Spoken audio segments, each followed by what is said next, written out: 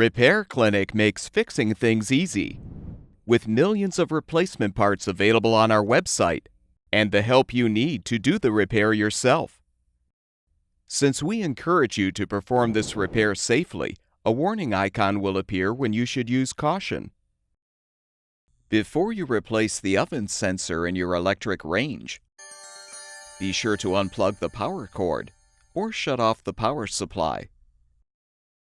Pull the range away from the wall so you can access the rear of the appliance.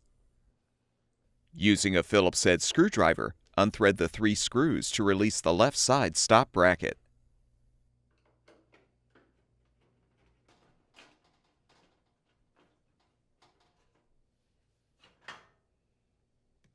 Repeat to detach the right side bracket.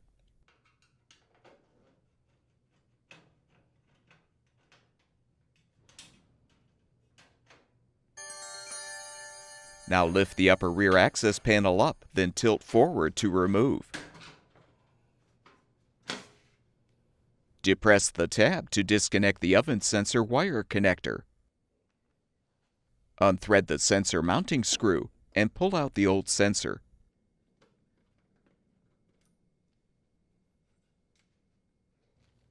Install the new oven sensor by inserting it through the hole in the rear panel. Then replace the mounting screw to secure. Connect the wire connector. Reinstall the upper rear access panel by inserting the bottom tabs into the slots in the lower access panel.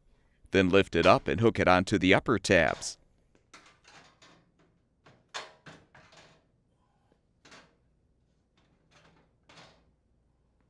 Realign the 2 stop brackets and thread the screws to hold them in place.